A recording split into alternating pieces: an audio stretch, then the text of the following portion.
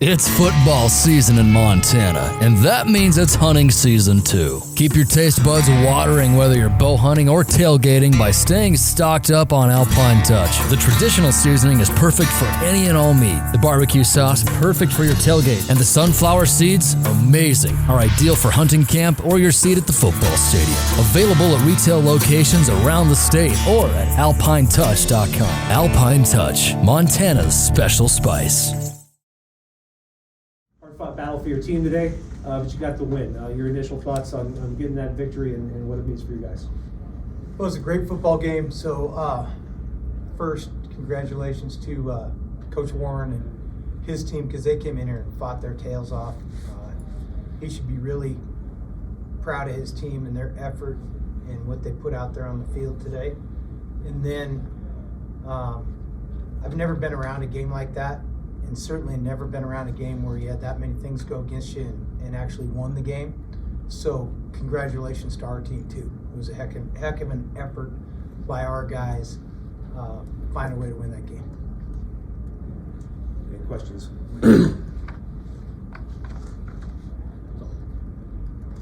Coach, you mentioned just some of the bounces. I mean, that was one of the weirdest games I've ever covered. Have you ever coached a game like that? I mean, turnovers, penalties, but every ball seemed to bounce against you guys as well. So, I mean, how do you sum that game up? Well, I'd sum it up as a gut check for our team to keep their composure and find a way to win it. Because, as you mentioned, there was an inordinate number of things that went against us today. And like I said, I'm proud of our guys. When they line up for the go-ahead field goal, but then you get a block, what was your reaction? I was excited. I was excited. I was happy. It's exactly what I would expect. Marcus, from your perspective, what did you see and how were you able to get up the middle there and get a hand on that field goal? I didn't actually know who blocked it until we got to the locker room. I got to give Omar some credit too. He said he also hit it, so then I'll hit my arm. But Pat, I don't know. Pat just said go hard, and I mean, I looked at Jace too, and we just win. Jace actually pushed me in the back into the ball, so that's got to give him some credit too. But it's pretty nice. Which one of those guys would have scooped it up and scored? Yeah, got some more points. So I got to go to Pat. I tell you to go hard every day. It's Pat. Awesome. Nice job, by the way. Really, one more time. Yeah. It's big. Kevin, I wanted to ask you about lining up for the last field goal that you made. I mean, a 30-yarder, so not way out there, but a big pressure kick. I mean, what were you feeling as you were lining up for that one? Just the same thing I do every kick. Just stay focused. You know what to do. Just focus on the one kick at a time, and really, just got to make every kick out there, no matter what the situation is.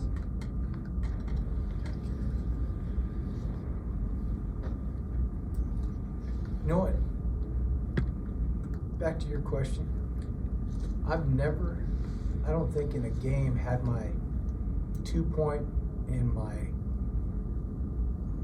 kill the clock chart out more in a game ever before. It's wild. Man, it's wild. Marcus, just on that blocked field goal, was there a specific call there? Was it just a typical formation for you guys? What did you see? Did you see anything to exploit? No, just go block it, and yeah, really nothing secret. Just going after it. And Justin, just this game, obviously, the defense has been the talking point all year with how good it's been to lock down in that fourth quarter, especially. I think it was 20-19. You guys really shut it down. Just your thoughts on how you guys were able to do that. With some turnovers, getting them the ball back. Sure. As a defense, we pride ourselves on winning the turnover battle, and I would sit here and say that we didn't play as great as we wanted to. But at the end of the day, when it mattered, we stood up and we made the plays that had to win the game. So proud of the team.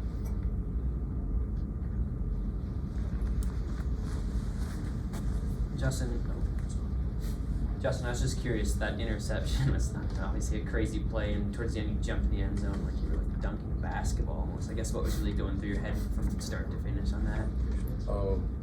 Well, when I caught it, the quarterback kind of had an angle on me, so I knew I had to kind of tempo him and give him a move or whatever. And then once I made him miss, the old lineman was like 6'5" or something like that. So I just assumed I was going to have to get in front of him to get the end zone. So I just jumped to make sure I got in. That's kind of what happened. I tried blocking him for you. He was a big guy. Marcus, it seemed like they were doing some stuff pre-snap to sort of maybe delay your guys' blitzes or delay the pressure or whatever. Did you notice them just with delayed snap counts, and did that affect you guys? I mean, yeah, we jumped off sides way too many times. I think it's pretty obvious. So other than that, I mean, yeah, they were trying to see what we were in, and we were trying to disguise it a little bit, but we just can't jump off sides that many times.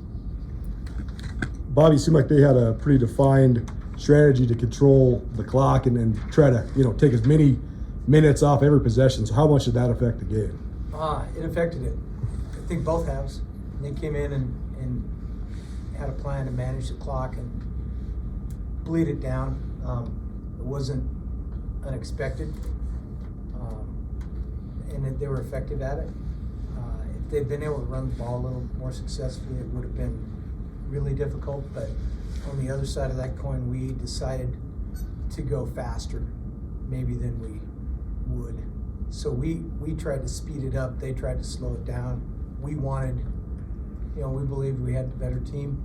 We wanted more possessions. They wanted to limit the possessions, and I thought it was effective by them. We're going to see it next week too. Coach Warren said they spent some time practicing for Robbie Patterson to maybe come in and run the ball. Obviously, we saw Cam back. What was kind of the game plan for how you were going to use those quarterbacks coming into this one? Our plan was to put Cam in on the third series and play him for a couple of series there, and then readdress it. And then after halftime, we kept him out for health reasons. Justin, you'll probably see the picture, but when you're going up, kind of looked like the Jordan logo. So people were calling Air Ford. Just I don't know, just so you know, Air Ford might catch on. I like it. He knows what's coming.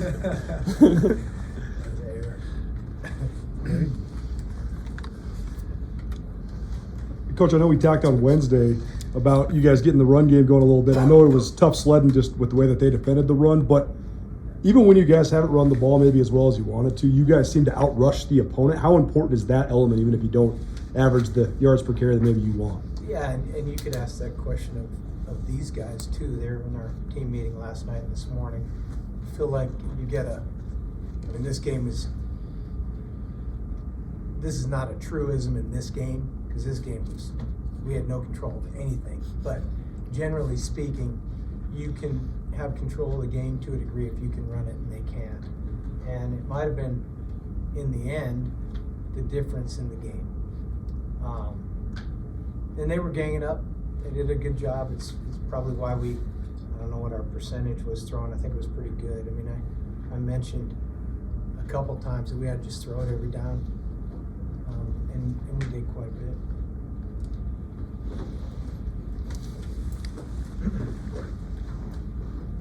Marcus, you talked about the offsides and just some of the things kind of going against you guys on defense. So how were you guys able to kind of overcome those and just kind of stay mentally focused, because this game was just such kind of a wacky one? I mean, you just have to do that. You have to, bend, don't break.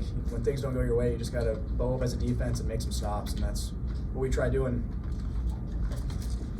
And to that point, Kyle, their first scoring drive, we were offsides twice on fourth down, kept their drive going, they scored.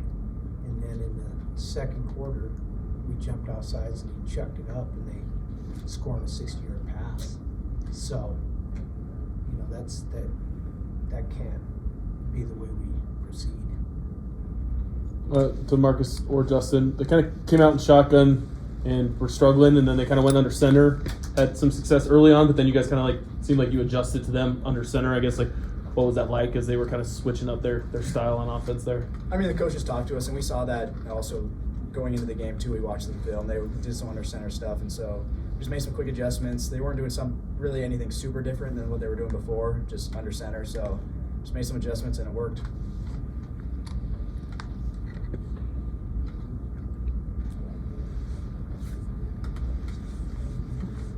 Coach, you ever seen the snap hit a receiver in motion? I've never seen that before.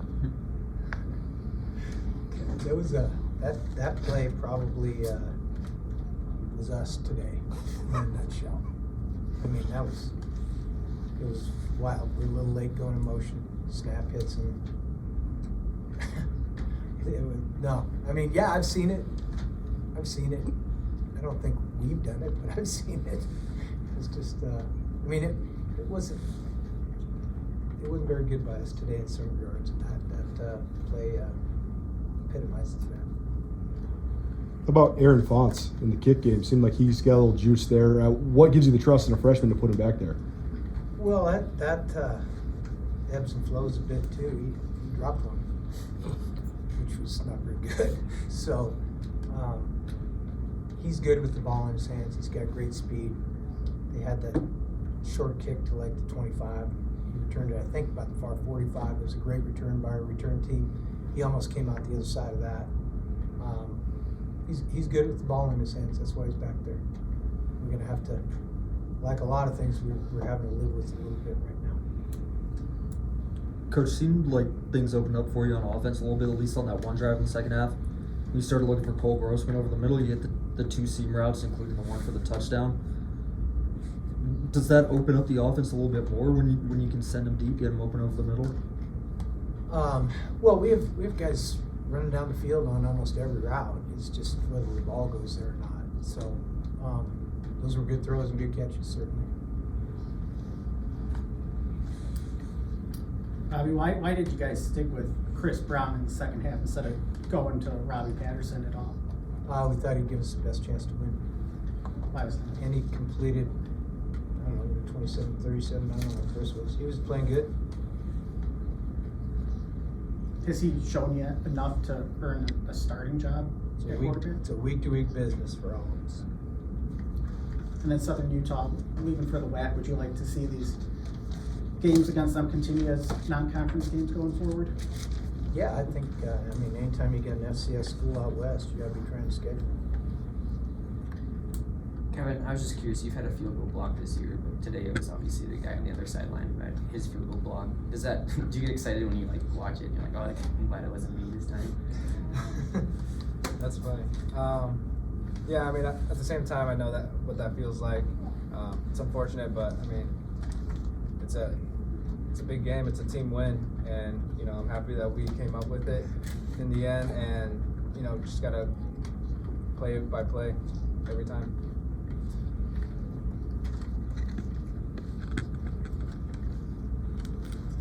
We sat up here and talked about how weird this win was, Justin, but I mean, what do you guys take from this moving forward now, just as players?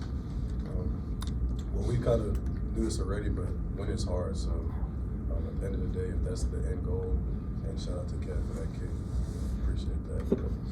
The end goal, we get that done, we're looking at 1 point, 2 points, 7 points, 50. As long as we win the game, I feel like the job is done. Bobby, you mentioned kind of the plan with Cam coming in. So overall, how do you think he looked today? You know, getting back in his first action since Eastern. I mean, I'll watch the film, diagnose that. Seemed good. Anybody else? Thanks, everyone.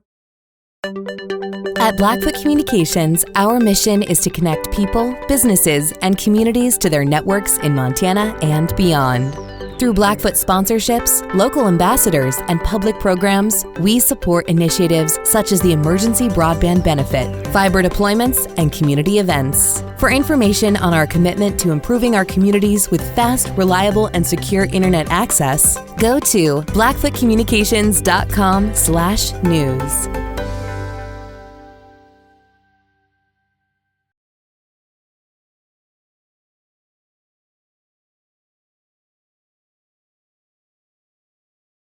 Proud of the guys and where they fought. They came out here and played their guts out. Been here for a long time, so just we care. We got a program, storied history as far as since we've been there, and we won 3 championships. There's not a lot of programs that can say that. So just super proud of the guys and how they came out here and competed, and just appreciate their effort. You guys were able to take advantage of pretty much every mistake Montana made. You guys made your own opportunities as well. Can you just talk about that element of the game? Yeah, our coaching staff did a good job getting our guys ready. They went out and competed. Like I said, having Lance Lawson is huge. I mean, we've been trying to redshirt him, so kind of had this game circled for a long time. And so they played this game, and he's got 1 more left. So it was nice to have him back and have him out there going to compete. We lost our running back the first play of the game. We were down our All-American linebacker, 2 of our starting D linemen, and they just battled. And again, when you take pride in the school that you play for, and again, you got some history in there that we know what we're talking about, we know what we're doing, and we know how to fight. Again, it was awesome to see that today from the Thunderbirds. You guys were able to keep Montana's defense off balance. I mean, they bring so much pressure. It seemed like you altered some snap counts. You also handled the environment really well. So how are you guys able to do that element of the game? When we had a silent count, but we felt like they could hear the clap through the crowd, and so that gave us an advantage because that's really hard for their D-line. They're rushing like no other. They play their guts out every single play. So we were able to not jump off sides and have them take advantage of some of their mistakes. And so yeah, when you get that crowd behind you, that's amazing out there. It's fun to be in, and it's really cool to. It's probably really hard to stop from jumping off sides when you got that many guys, that many people cheering for you to go get the quarterback. So I can't imagine having that type of pressure on you as a D-lineman and a linebacker and trying to hold your water. We see free plays a lot, but we never see hardly ever teams take advantage of them. You guys did, I think, 3 different times. So how are you able to do that? The receiver stepped up. I mean, we've been asking for our guys to make plays, and they did it. Shanks made a huge play down the sideline. Like I said, Lance Lawson made a huge catch over the middle. I think EB made the other one, if I'm not mistaken. But our guys stepped up. We got some really good players, and I tell them every week I believe in this group. We can play with anybody. We've proven that week in and week out we can play, and it's just the winning part is escaping us. So it's really hard as a head coach because we see how hard they're trying every week, and we work them hard. We wake up early. We try to do things right, and it just sucks to not have them be able to celebrate after a tough-fought game like that. Their starting quarterback, Cam Humphrey, went in there in the first half. Did you guys prepare for him at all, or does their offense change at all depending on what quarterback is in? Well, I was really nervous about seeing 10 a little bit because I felt like they run him a little bit more. So we kind of got ready for that to make sure if he was in there, we had a plan for it. So we didn't practice it all week per se, but we had some calls ready for 10. When 2 came in there, we felt like he was going to run what Brown runs. So yeah, that didn't change our game plan at all. What did you think of your quarterback's play? I mean, Justin Miller was able to stand in the pocket. He took a bunch of big hits and made big throws when he did. He's tough. He's disciplined. He's mechanical. When he plays well, he can play with the best of them. So the one game I thought he kind of played out of character was Sac State, trying to make plays, trying to help us win games by just doing too much, and that's not his game. His game is to run the offense like it's supposed to be ran, even on the pick 6, which ended up really hurting us. But I mean, he threw it to the right guy, the ball pops up, and 21 makes a heck of a play. He's a heck of a player. So yeah, he's phenomenal. He does things right a lot, and I'll go to war with him any day. He's only a sophomore, so he's got a bright future. Did you see anything on film that led you to think you guys might be able to force as many turnovers as you did? No, we're due though. Shoot. So yeah, in game we should get 4 or 5. As much as we've missed turnovers over the years, but no. We felt like if we can stop the run, it would be in our advantage. We felt like if we made them throw, we felt like we got guys that can cover, and stopping the run was the first priority. And we were able to do that, and it kind of played right into our hands. And so once they started throwing the ball, we felt like we had some stuff for them. And then you guys made a couple field goals earlier in the game, so how confident were you of making that last one there that ended up getting blocked? Yeah, I wish I could see it. They didn't replay it.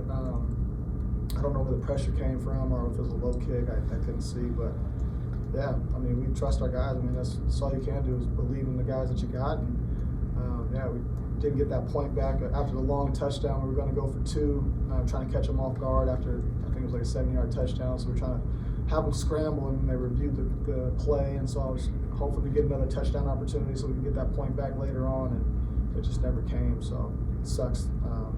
Wish we had that point. Obviously, we'd be going into overtime and hopefully still be out there playing. Why did you end up going for that PAT that you missed instead of going for 2? They just had a ton of time to prepare and get their guys settled in. I didn't want to have them at their best. I'd rather catch them after a long touchdown where they're trying to figure out what the hell happened on the last play, yelling at each other, and sneaking up there and getting a 2-point. And when they got to settle down, it was early enough in the game where I felt like we'd have another opportunity to get a 2-point try, and we just never did. Montana dominates the field position battle so often this year. You guys were able to hang, if not win, that element of the game. So how are you able to do that part? That's what we do. Yeah. I mean, this is the style of football I've been trying to play. We don't have the tight ends to play the offense we want to play right now, which sucks. We lost our 4 tight ends before the season started. It's not fun. We lost our 5th last week, so it's hard to run the offense we want. But that's the type of game we want to be in, and it puts us in every game. We can play against Montana, we can play against anybody in the country, but we also can lose to North Dakota State and Portland State because it's going to be a low possession game, and we got to be able to execute. We got to get our guys to be mental tough to embrace that. Like, this is the game we're trying to be in. Like, I'm a big fan of the Patriots, so like I want to be a great situation football. I want to be in these close games, and it's killing me to lose as many as we lost. I think this, I don't know how many, number 9, 2-1. So it's frustrating that we've lost 9 one-possession games. But this is where I think I'm the best at as far as a head coach, and I think we have a staff that can be great in situations, and I think we have players that can be great. They just got to believe that they can do it, and then we got to go execute when the game's on the line. I mean, we had it. The game's there for us to win it. Unfortunately, we didn't do it today. You guys are leaving for the WAC. Would you like to see some non-conference games scheduled against Montana going forward? That's fun. I don't know who we're going to play. They got the biggest budget, so I'm hoping they pay us. But it's fun, man. That's a fun environment to be in. Really have to be mentally tough because that crowd's on top of you. And it's a blast. I mean, if you play college football, we played at Arizona State, we played at San Jose State. It's not that environment.